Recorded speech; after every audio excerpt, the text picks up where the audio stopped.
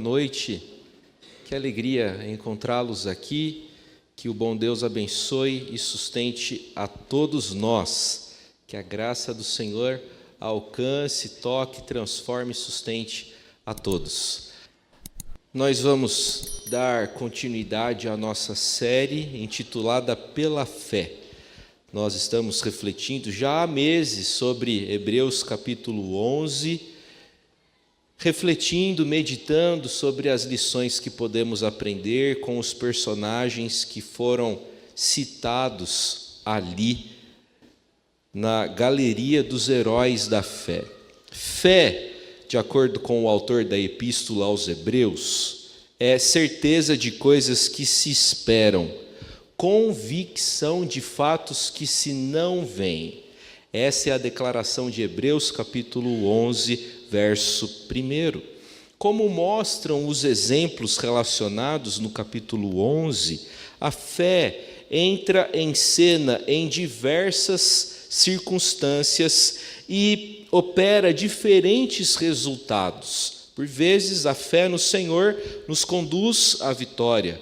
Em outros momentos, a fé nos dá resistência, nos dá resiliência. Bem, viver pela fé é viver de acordo com o plano de Deus, na certeza de que Ele existe e de que Ele é galardoador dos que o buscam. Isto é, o Senhor nos recompensa, o Senhor premia, o Senhor abençoa aqueles que creem na sua existência e aqueles que orientam suas vidas de acordo com o conselho da sua vontade. Depois de fazer considerações sobre a fé de gente muito antiga, como Abel, como Enoque, como Noé, depois de tecer comentários sobre a fé dos patriarcas, Abraão, Isaque e Jacó, depois de destacar a fé que José teve, a fé de Moisés, a fé de Josué, a fé de Raabe, o autor anônimo, porém inspirado da Epístola aos Hebreus, faz referências mais genéricas. No verso 32 nós lemos o seguinte: o que mais direi? Certamente me faltará o tempo necessário para referir o que há a respeito de Gideão, de Baraque, de Sansão, de Jefité, de Davi, de Samuel e dos profetas. É possível que o autor da Epístola aos Hebreus não tivesse mais tempo ou espaço disponível em seu pergaminho, de sorte que resolveu apenas citar nomes de mulheres e de homens que triunfaram por conta da fé que depositaram na pessoa do Senhor. Tendo em vista a menção feita à fé de Baraque, personagem do Antigo Testamento, eu queria convidá-los para refletirmos a respeito dessa história tão curiosa que está localizada lá no capítulo 4 do livro de Juízes. Então, por favor, abra sua Bíblia comigo. No Antigo Testamento, nós vamos proceder à leitura do 4º capítulo do livro de Juízes. Juízes encontra-se no bloco dos livros históricos do Antigo Testamento. Juízes, capítulo 4. Juízes, 4º capítulo. Essa história é contada em forma de prosa, no capítulo 4º, e é contada em forma de poesia, no 5º capítulo. Tanto Juízes 4 como Juízes 5 tratam da mesma história, mas no capítulo 4 nós encontramos a narrativa, a prosa, e no capítulo 5 encontramos a versão poética dessa história tão curiosa. Os filhos de Israel tornaram a fazer o que era mal perante o Senhor, depois de falecer Eude. Entregou-os o Senhor nas mãos de Jabim, rei de Canaã, que reinava em Azor. Císera era o comandante do seu exército, qual então habitava em Arosete-Agoim. Clamaram os filhos de Israel ao Senhor, porquanto Jabim tinha 900 carros de ferro, e por 20 anos oprimia duramente os filhos de Israel. Débora, profetisa, mulher de Lapidote, julgava a Israel naquele tempo. Ela atendia debaixo da palmeira de Débora, entre Ramá e Betel, na região montanhosa de Efraim. E os filhos de Israel subiam a ela a juízo. Mandou ela chamar a Baraque, filho de Abinoão, de Quedes de Naphtali, e disse-lhe: porventura o Senhor Deus de Israel não deu ordem, dizendo: vai e leva a gente ao monte Tabor, e toma contigo 10.000 homens dos filhos de Naphtali e dos filhos de Zebulon, e farei ir a ti para o ribeiro Quizon a Sísera, comandante do exército de Jabim, com os seus carros e as suas tropas, e o darei nas tuas mãos. Então lhe disse Baraque: se fores comigo, irei, porém, se não fores comigo, não irei. Ela respondeu: certamente irei contigo, porém não será tua a honra da investida que empreendes, pois as mãos de uma mulher o Senhor entregará a Sísera. E saiu Débora e se foi com Baraque para Quedes. Então Baraque convocou a Zebulon e a Naphtali em Quedes, e com ele subiram 10.000 homens, e Débora também subiu com ele. Ora, Éber, queneu, se tinha apartado dos queneus, dos filhos de Obabe, sogro de Moisés, e havia armado as suas tendas até ao carvalho de Zaanaim, que está junto a Quedes. Anunciaram a Sísera que Baraque, filho de Abinoão, tinha subido ao monte Tabor.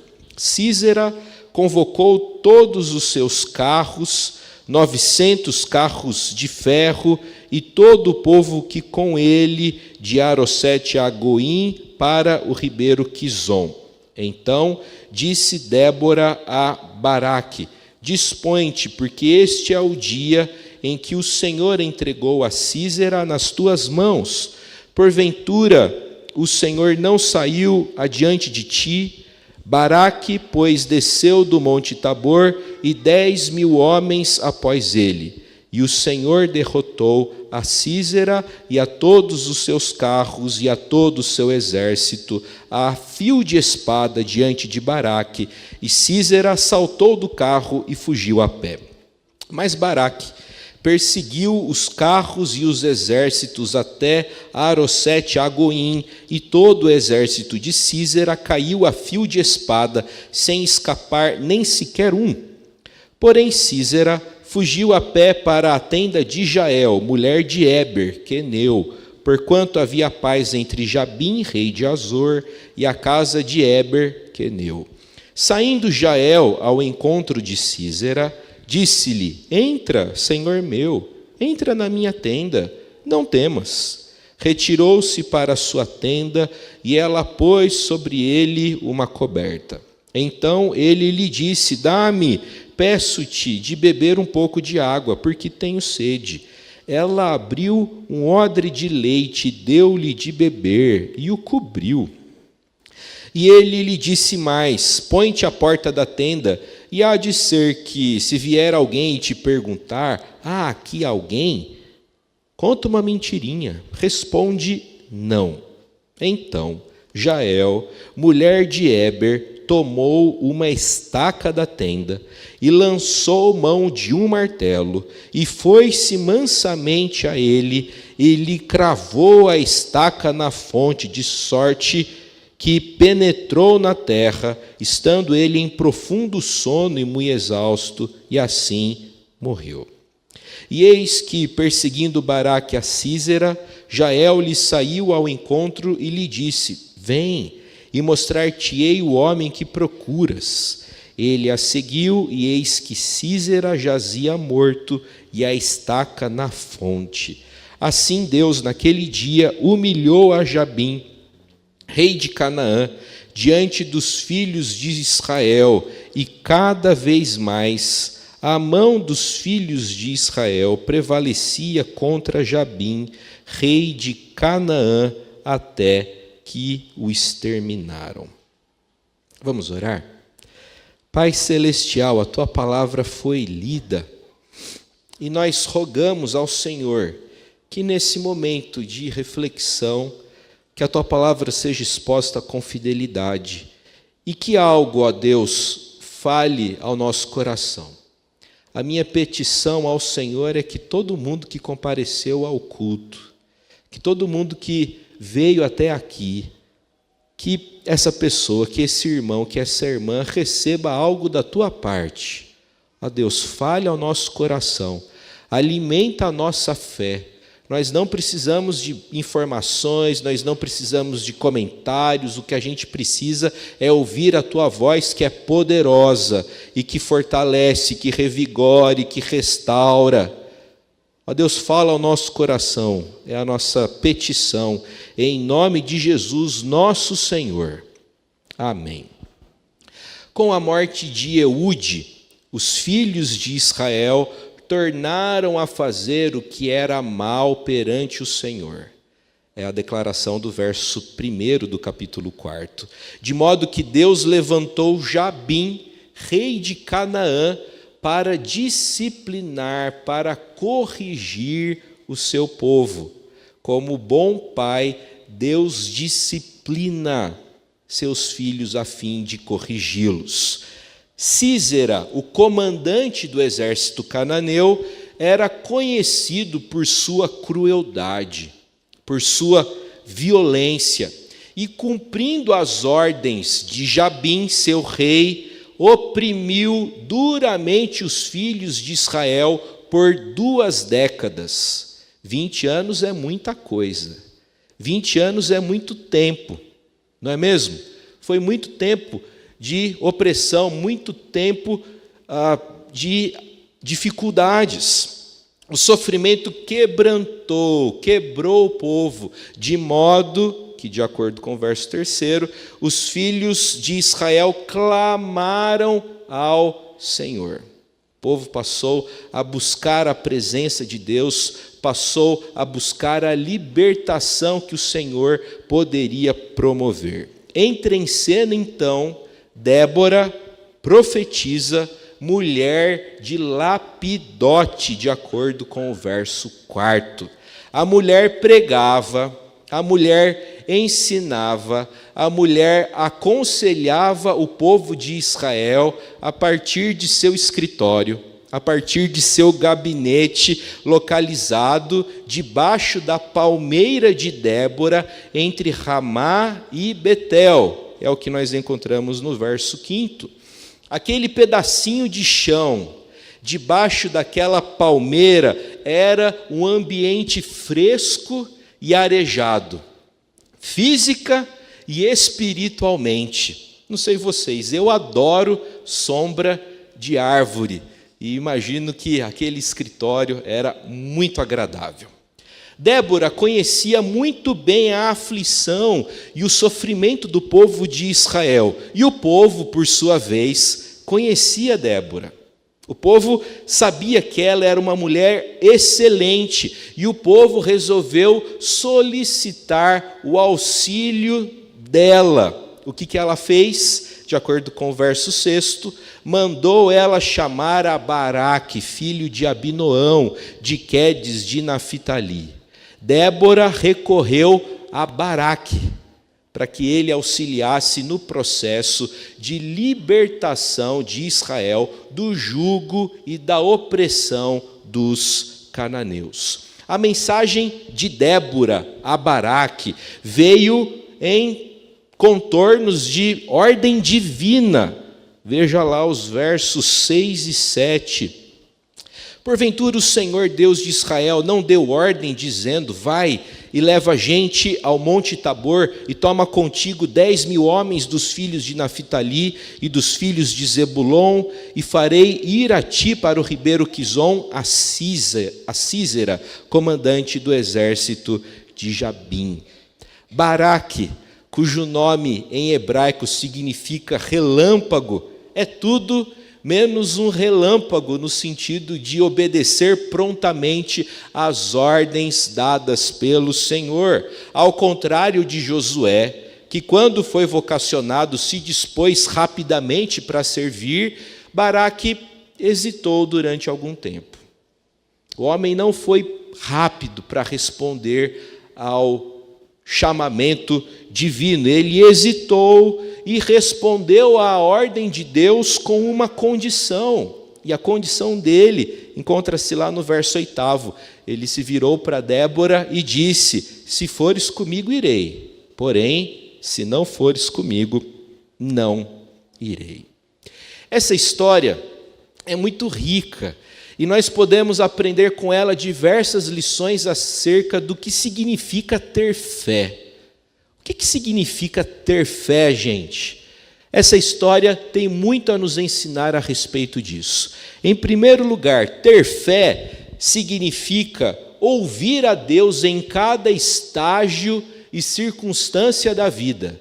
Ter fé é ouvir a Deus em cada fase, em cada estação, em cada estágio da nossa vida. Baraque insistiu na companhia de Débora naquela batalha contra os cananeus, pois compreendia que aquela senhora era um instrumento nas mãos do Altíssimo a fim de comunicar a sua vontade. E Baraque deseja ser conduzido pela vontade de Deus. Baraque deseja agir em conformidade, em consonância com o desejo de Deus. É por isso que ele pede a companhia de Débora. Hoje em dia, nós podemos ser orientados pelo Senhor por meio da Escritura. Deus nos conduz, Deus revela a sua vontade para nós, através da sua revelação especial, que é a Sagrada Escritura. Nós também, como Baraque, devemos ter essa aspiração santa, esse desejo bonito de ser orientado tão somente pela vontade de Deus para nós. O reformador João Calvino, escrevendo sobre a doutrina da Sagrada Escritura, certa feita afirmou: não é todo dia que se recebem oráculos dos céus, e o Senhor quis que somente a Escritura conservasse a perpétua memória de sua vontade. Somente a Escritura conserva a perpétua memória da vontade do Senhor. É por isso que eu e vocês, é por isso que a igreja deve sempre recorrer à Escritura. O que Deus quer para mim? O que eu devo fazer diante dessa situação?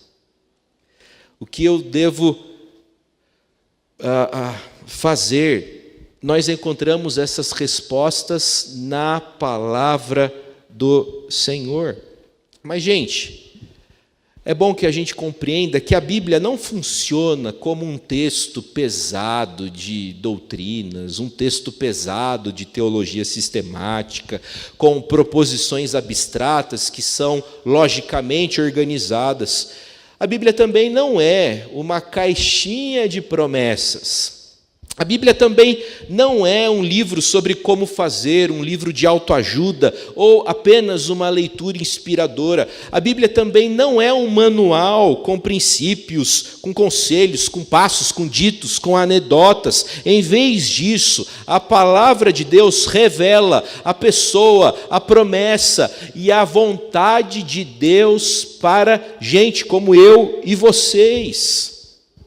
A Bíblia revela a pessoa de Deus e o que Ele faz na história de vidas humanas reais. Deus fala conosco por meio de sua palavra e todos que desejam orientar a sua vida de acordo com o conselho da vontade do Eterno devem recorrer a esse livro, que é santo, que é proveniente de Deus para nós, que foi inspirado pelo Espírito Santo do Senhor.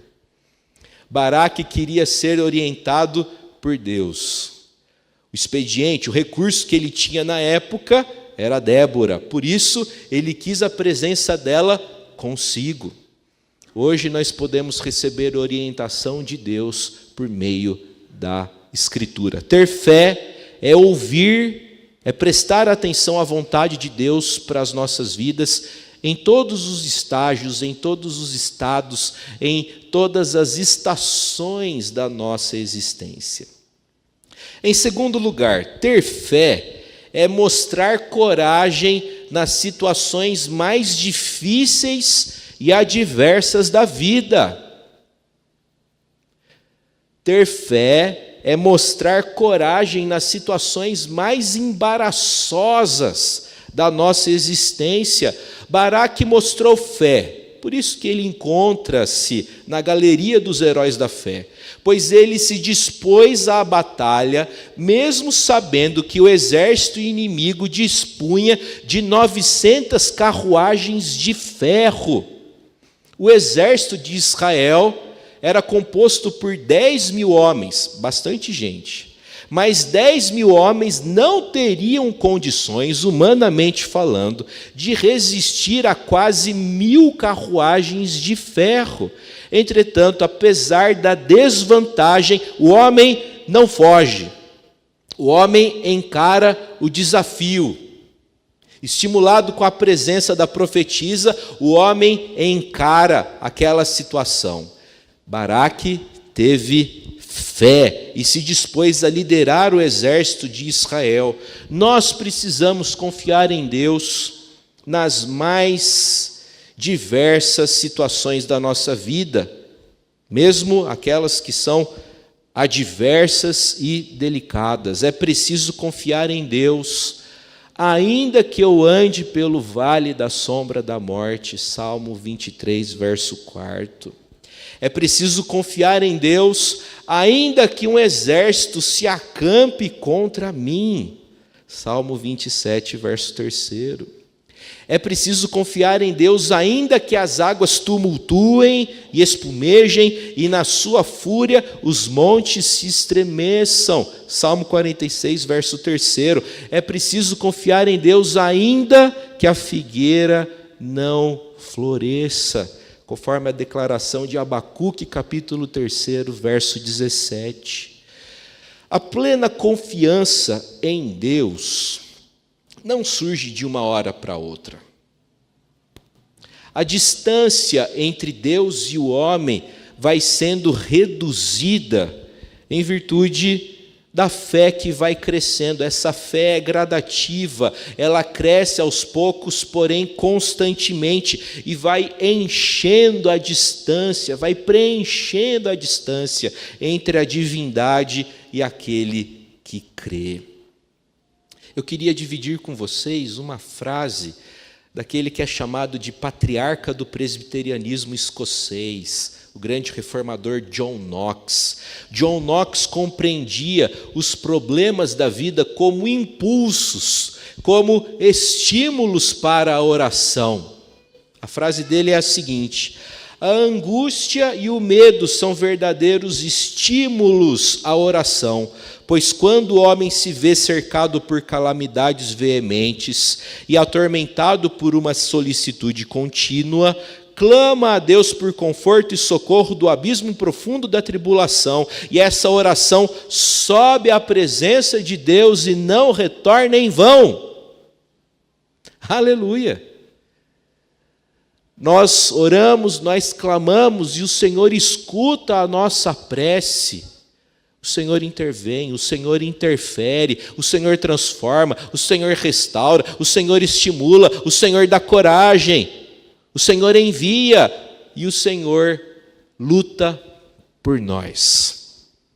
A terceira lição que aprendemos a respeito do que significa ter fé é a seguinte: ter fé é ser humilde e não buscar honra.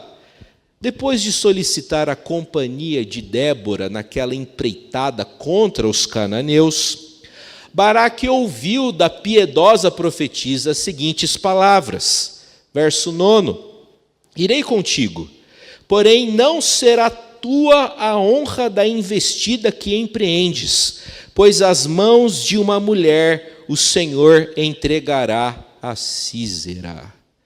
O que Baraque fez depois de ouvir isso? Quer saber? Meu nome não vai estar em nenhuma placa, ninguém vai celebrar os meus feitos, A honra da vitória contra os cananeus será de outra pessoa, vai ser de uma mulher. Quer saber? Estou fora. Não vou lutar essa luta, não. A minha chance é muito pequena. Eu não vou morrer, não vou dedicar a minha energia para uma situação dessa. Eu nem vou ser lembrado. Estou fora. Foi isso que Baraque fez? Não. A impressão que o texto dá é que o homem não se importou com isso. Ele prosseguiu. Ele continuou, ele se mobilizou para a luta, mesmo depois do que ouviu da profetisa Débora. Baraque obedeceu a Deus e conduziu seu exército ao Monte Tabor, apesar de saber que aquela vitória será atribuída a uma outra pessoa, e a despeito de saber que seu nome não vai figurar como um líder em Israel. Em sua fé, Baraque prenuncia, na verdade, o maravilhoso e sublime libertador que, embora existisse em forma de Deus, não julgou como usurpação o ser igual a Deus, antes a si mesmo se esvaziou, assumindo forma de servo, tornando-se em semelhança de homens e reconhecido em figura humana, a si mesmo se humilhou, tornando-se obediente até a morte, morte de cruz. Palavras de Paulo, apóstolo, em Filipenses capítulo 2, versos 6, 7 e 8. Meus irmãos, as comunicações verdadeiramente divinas elevam e humilham concomitantemente. A palavra de Deus é uma coisa fantástica. A palavra de Deus possui propriedades sobrenaturais. Quando Deus fala com uma pessoa, essa comunicação divina eleva e humilha ao mesmo tempo. Isso aconteceu com Baraque. Deus falou com ele através de Débora e ele foi elevado, foi estimulado à luta e com coragem foi para a batalha. Mas ao mesmo tempo essa palavra que o elevou também o humilhou, pois o capacitou no sentido dele não se importar se seria honrado ou não. O importante naquele contexto, naquela situação, era a libertação do povo de Israel. A verdade, gente, é que o vaso deve sempre ser de barro. O tesouro que ele guarda, o evangelho simples de Jesus Cristo, é que tem grande valor. Baraque não se importou de não ser honrado. O importante para ele era servir a Deus e cooperar para o bem do seu povo. Quarta e última lição que aprendemos sobre o que é ter fé. Ter fé é ser conduzido em triunfo. A pessoa que tem fé alcança vitórias. Vitória sobre o mal, vitória sobre o inimigo, vitória sobre o desânimo, vitória sobre o desejo de falar mal do outro, desejo de retribuir mal com o mal. A pessoa que tem fé consegue vencer essas coisas feias e prejudiciais. Ter fé é ser conduzido em triunfo. No Monte Tabor, enquanto o obediente servo de Deus lutava contra um inimigo que parecia muito superior, Deus interviu. Veja lá o verso 15. O Senhor derrotou a Sísera e a todos os seus carros e a todo o seu exército, a fio de espada, diante de Baraque, e Sísera saltou do carro e fugiu a pé. O exército de Baraque não era páreo para o exército de Sísera, para o exército cananeu. Porém, o exército cananeu não era páreo para o Senhor dos exércitos. Deus lutou aquela peleja e Deus conduziu o povo à vitória. Os israelitas não obtiveram vitória por conta das suas habilidades, por conta das suas estratégias, em virtude de suas táticas, mas sim porque a guerra era do Senhor. Essa passagem não informa porque os carros de guerra, os 900 carros de ferro cananeus, foram tão ineficazes. O capítulo 4 não explica por que as carruagens foram tão ineficazes, mas a explicação da versão poética do relato, capítulo 5, participa-nos de que, na hora da batalha, houve uma grande chuva. E os cananeus não contavam com isso. Era época de estiagem. Mas o Senhor, que fez os céus e a terra, que fez todas as coisas para o louvor da sua glória, que é o sustentador de tudo o que há, deu a vitória. Ele que é o Senhor do clima, promoveu essa situação. Verso 4 do capítulo 5.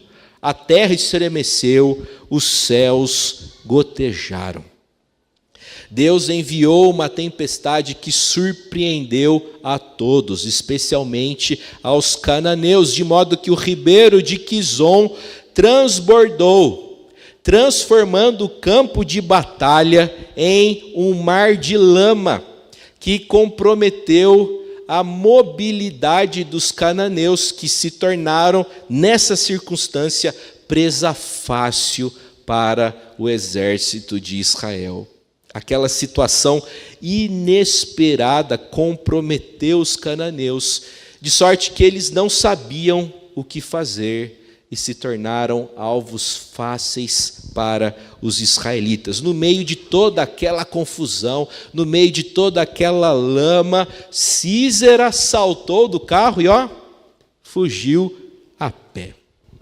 Fugindo a pé, Sísera alcançou, de acordo com o verso 17, a tenda de Jael, onde imaginou que estaria seguro. Afinal de contas, seu rei, Jabim, rei dos cananeus, tinha uma aliança com o esposo de Jael, chamado Éber. Eles eram aliados.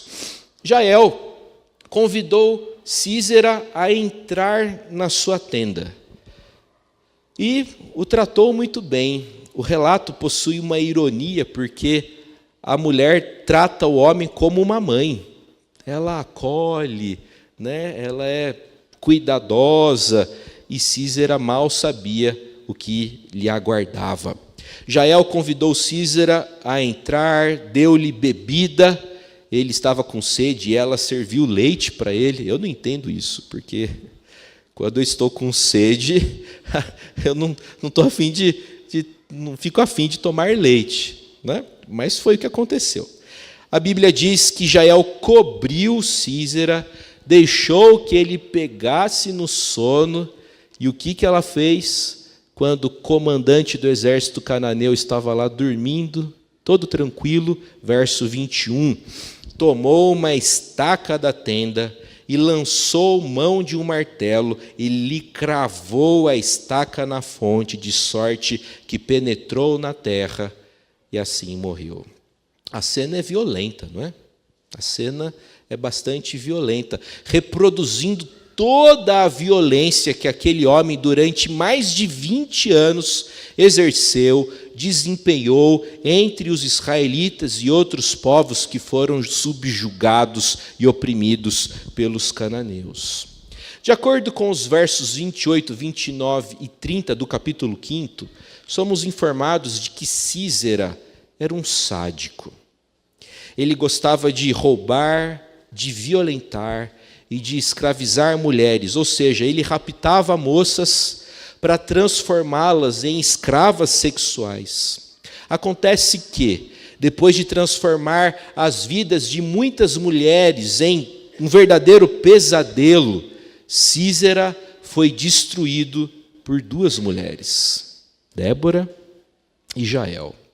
A grande ironia do texto é que o homem que usava as mulheres como objeto, como simples instrumento, foi morto por um objeto que as mulheres usavam, uma vez que armar e desarmar tendas era a atividade exercida, desempenhada especialmente pelas mulheres.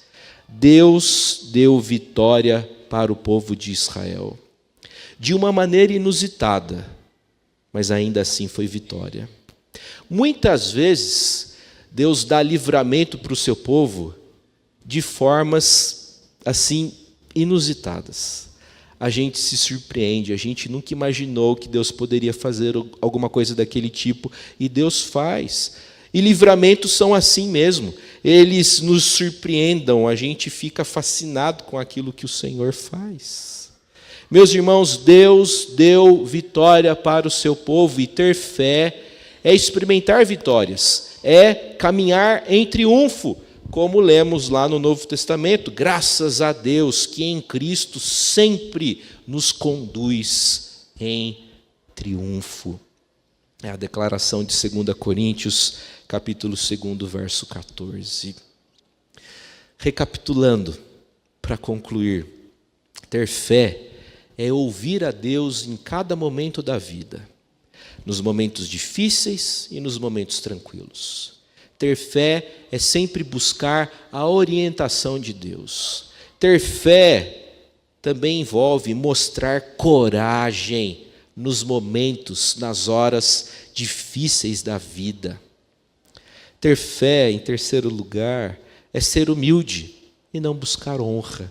E finalmente vimos que ter fé é ser conduzido em triunfo, é obter vitória.